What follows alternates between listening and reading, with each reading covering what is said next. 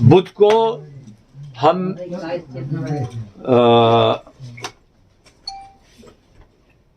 झुमका तिराहे पर जमा होंगे। जोहर की नमाज के बाद वहां से हमारी दिल्ली के लिए रवानगी हो जाएगी। लाठी चलाओ या गोली चलाओ, हम मानने को तैयार नहीं होंगे। आज बुलाने की जरूरत इसलिए पेश आई कि बार बार तकाजे किए जा रहे हैं, लेकिन हुकूमत की जानिब से किसी किस्म का कोई जवाब मौसूल नहीं हुआ। आप लोगों के जरिए भी बात पहुंचाने की कोशिश की गई, लेकिन कोई तवज्जो नहीं मिली। इसलिए अब ये ज़रूरी हो गया है कि कानून के दायरे में रहते हुए मुसलमानों को अपनी मस्जिदों, अपने मोहल्लों, अपनी जान और माल की हिफाजत के लिए खुद आगे आना होगा, क्योंकि हुकूमत से किसी किस्म की मदद की कोई उम्मीद नजर नहीं आती। पुलिस का रवैया भी, पुलिस भी मजबूर है, क्योंकि जो आकाओं से आदेश मिलता है उसके मुताबिक उन्हें काम करना पड़ता है। तो अगरचे वो ये महसूस करते हैं कि ज्यादती हो रही है, लेकिन इसके बावजूद उन्हें ज्यादती करनी पड़ती है। तो जैसा कि हमने ऐलान किया था कि 15 दिन इंतज़ार किया जाएगा, उसके बाद हम दिल्ली कूच करेंगे। तो इत्तेफाक राय से ये तय हुआ है कि पूरे हिंदुस्तान से मुसलमान और सेकुलरिज्म में यकीन रखने वाले और अपने देश के संविधान से मोहब्बत करने वाले, लोकतंत्र को हिंदुस्तान में कायम रखने की कोशिश करने वाले तमाम लोग अपने अपने इलाकों से निकलकर दिल्ली पहुंचेंगे। 15 तारीख से इंशाअल्लाह हमारा इरादा है कि बरेली से तिरंगा यात्रा की शक्ल में पैदल मार्च दिल्ली तक किया जाएगा और राष्ट्रपति को ज्ञापन दिया जाएगा।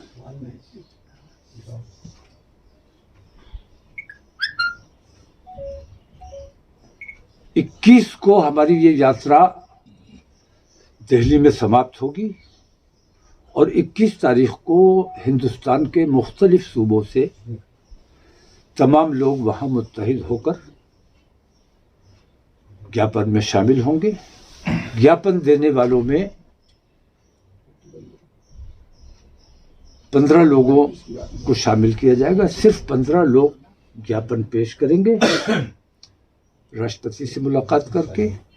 बाकी लोग समर्थन में, जो इन तमाम बेईमानियों से तकलीफ में हैं, ख़ास तौर से मुसलमान, वो तमाम लोग उस ज्ञापन की हिमायत में साथ शरीक रहेंगे। ज्ञापन सिर्फ 15 लोग राष्ट्रपति को पेश करेंगे। वो 15 लोग कौन कौन होंगे? कुछ वो 15 लोग नाम बता दिए जाएंगे बाद में। यात्रा अभी शुरू कर रहे हैं, फिर मुख्तलिफ सूबों के एक एक नुमाइंदे को लिया जाएगा। 15 लोगों की हमने तय की है, वो राष्ट्रपति कार्यालय भेज दिए जाएंगे। वो नाम तिरंगा यात्रा जो आप निकालेंगे वो क्या फिक्स हो गई है? 15 मार्च को ही शुरू होगी या कुछ आगे पीछे भी? नहीं, 15 मार्च को इंशाल्लाह शुरू कर रहे हैं। लोगों की राय थी कि 17 को जुमा है तो जुमा पढ़ के यहाँ से चला जाए और फिर जुमे को वहाँ समाप्त किया जाए, लेकिन मुझे ऐसा लगता है कि राजनीति में जुमे का बहुत इस्तेमाल हो रहा है और लोग अब जुमे से कुछ लोग खौफजदा भी होने लगे हैं। इस वजह से मैं, चूँकि ये खालिस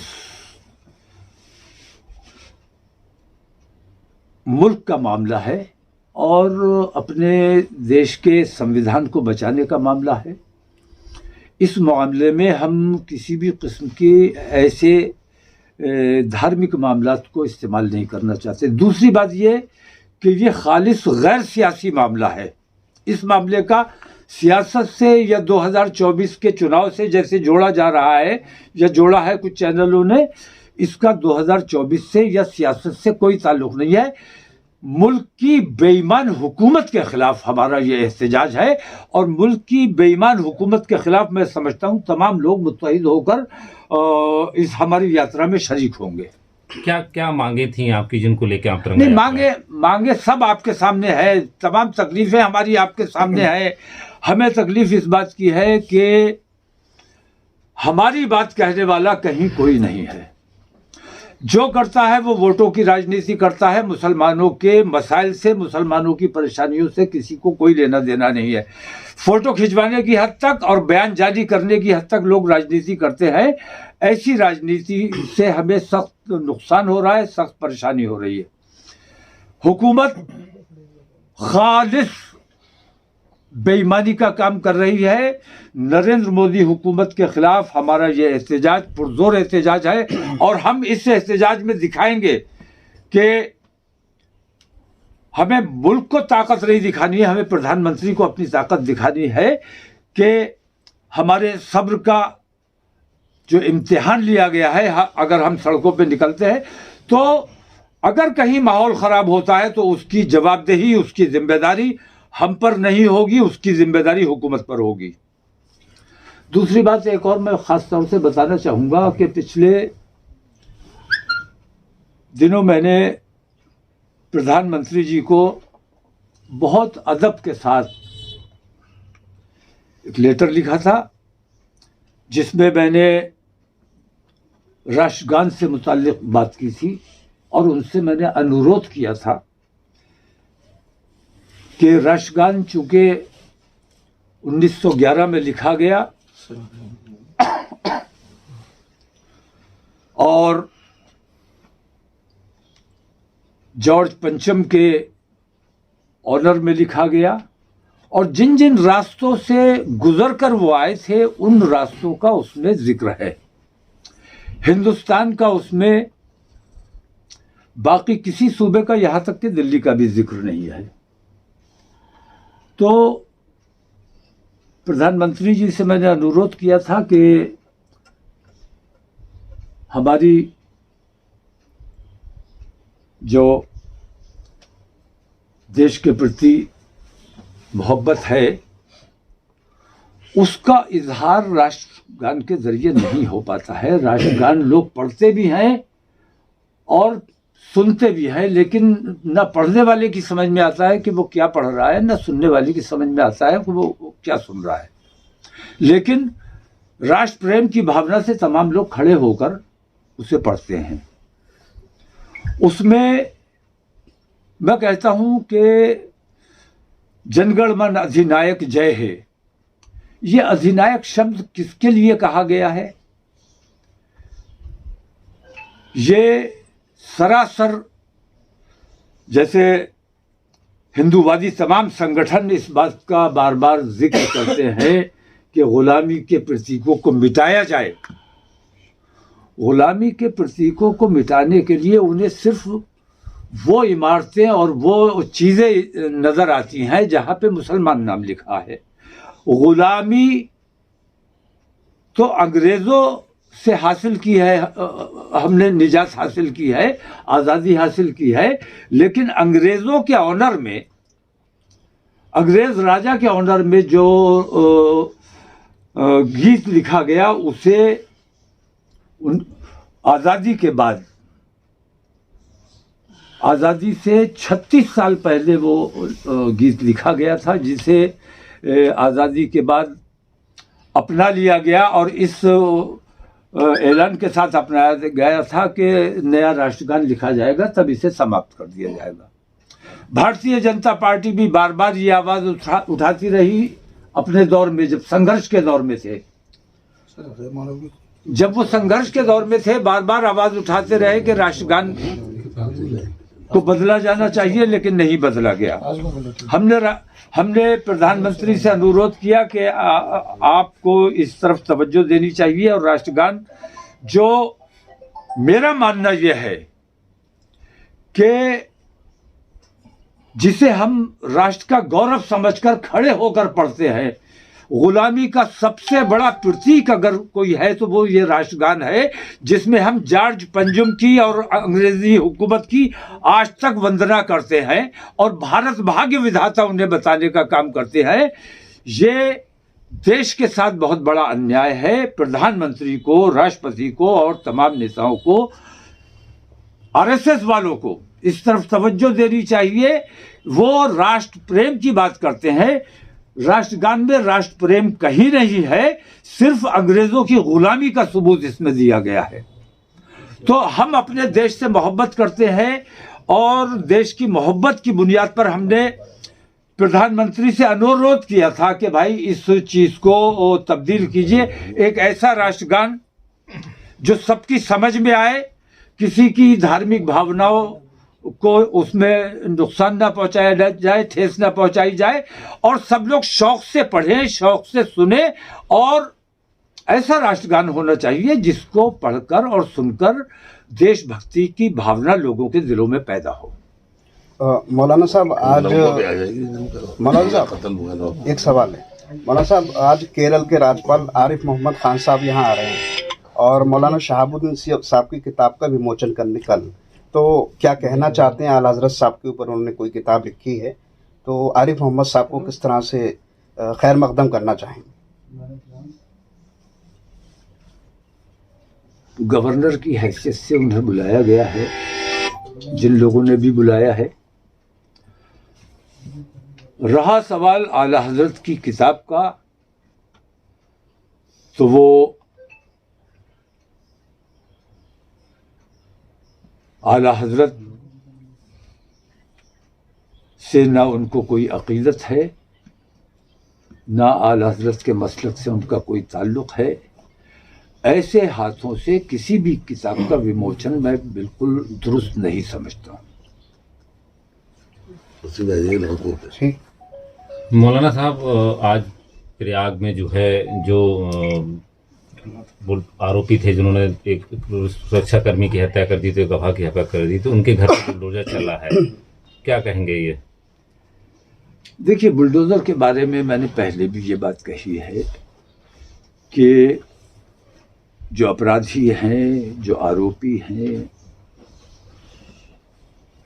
उन पर कार्रवाई करना अदालतों का काम है।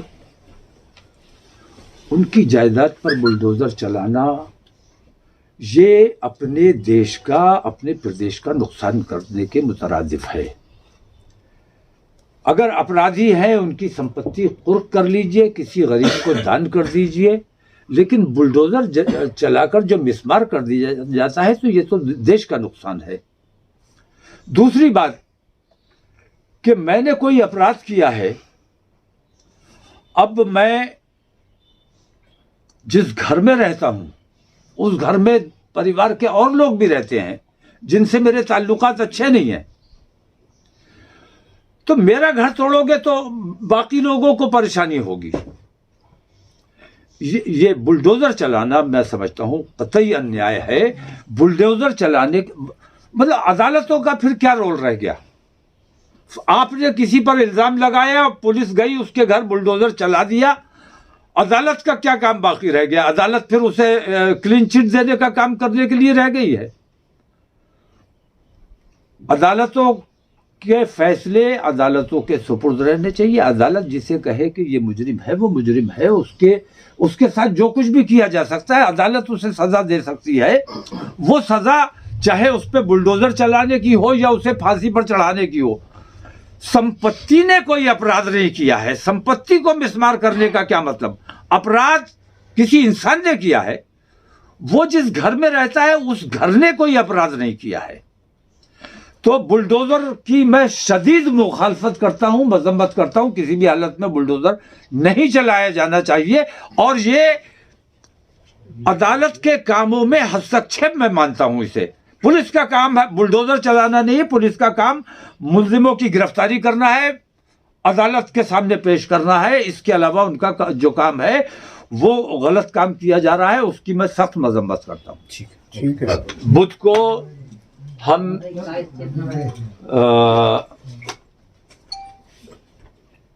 झुमका तिराहे पे जमा होंगे। जोहर की नमाज के बाद वहां से हमारी दिल्ली के लिए रवानगी हो जाएगी। तमाम लोगों से हमारी अपील है कि झुमका तिराहे पर 2 बजे पहुंच जाएं। 2 बजे हम रवाना हो जाएंगे, 1 बजे वहां नमाज पढ़ लेंगे। जो मसले क्या है जो और रास्ते में जहां जहां नमाज का वक्त होगा ये भी बताना बहुत जरूरी है, क्योंकि आजकल कहीं कोई नमाज पढ़ लेता है उसके खिलाफ कार्रवाई कर दी जाती है। जो कार्रवाई करनी है अभी कर दो, क्योंकि जब हम सड़क पे होंगे फिर हम तुम्हारी बात मानेंगे नहीं, सुनेंगे नहीं। तुम चाहे लाठी चलाओ या गोली चलाओ, हम मानने को तैयार नहीं होंगे। जहां हम मुसलमान की हैसियत से जा रहे हैं, अपनी परेशानियां अपने राष्ट्रपति को, अपने देश के राष्ट्रपति के सामने पेश करने जा रहे हैं, जहां नमाज का वक्त होगा, नमाज असर जहां वक्त होगा, हम वहीं जहां होंगे वहीं नमाज पढ़ेंगे। मगरिब होगी जहां होंगे वहीं नमाज पढ़ेंगे, और इशा होगी जहां होंगे वहीं नमाज पढ़ेंगे। सड़क पे नमाज पढ़ सकते हैं, किसी के घर पे नमाज पढ़ सकते हैं। हमें नमाजों से ना रोका जाए, हमें हमारे जो मजहबी मामलात हैं, जो आम मुसलमानों की तकलीफें हैं, परेशानियां हैं, उन पर संजीदगी से गौर करें हुकूमत। और हमें कांग्रेसी या भाजपाई या सपाई समझने की भूल ना करें। हम आम हिंदुस्तानी की हैसियत से सड़कों पर आने जा रहे हैं। ठीक, बहुत शुक्रिया। क्या कारण है तिरंगा यात्रा को लेके जो बरेली से लेके आप जो है दिल्ली तक जाएंगे? नहीं, मैंने बताया जैसे कि बिल्कुल एक तरफा कार्रवाई हो रही है और सारी बेईमानियों की सरपरस्ती हुकूमत जिस तरह कर रही है उसके खिलाफ एहतजाज करने हम जा रहे हैं।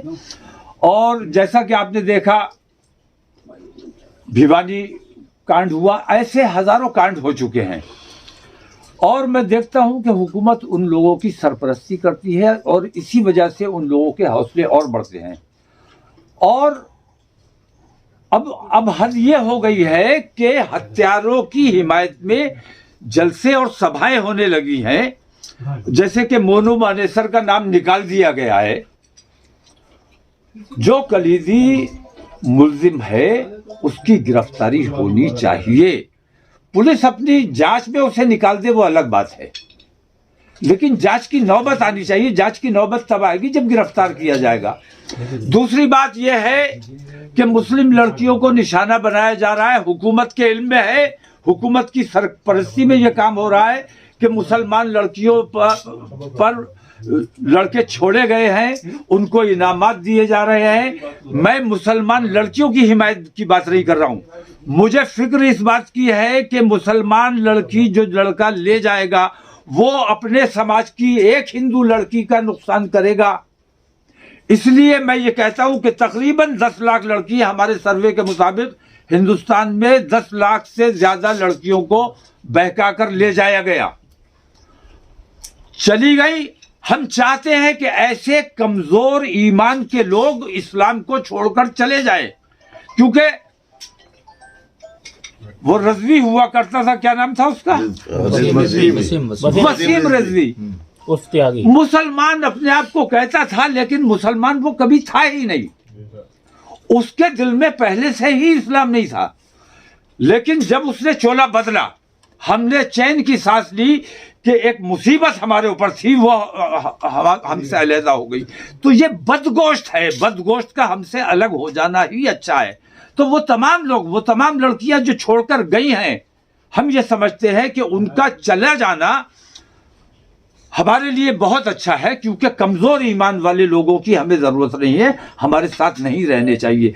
हमें फिक्र उनकी है, क्योंकि हम अपने देश से प्यार करते हैं, अपने हिंदू भाइयों से प्यार करते हैं। हमारी हिंदू बहनें, जिनका अधिकार उन लड़कों पर है जो मुसलमान लड़कियां ले आए, तो मुस्लिम नफरत में मुसलमानों को नुकसान पहुंचाने के लिए ये हिंदूवादी अपने समाज को, अपने हिंदुत्व को कितना नुकसान पहुंचा रहे हैं, इसका इन्हें अंदाजा नहीं है। मैं ये बात प्रधानमंत्री जी को वाजे करना चाहता हूं, राष्ट्रपति जी को वाजे करना चाहता हूं कि मुस्लिम दुश्मनी में इतना मत गिर जाओ कि अपना ही तुम गला काट लो, और अपना और अपनी बच्चियों का गला काटने का काम किया जा रहा है।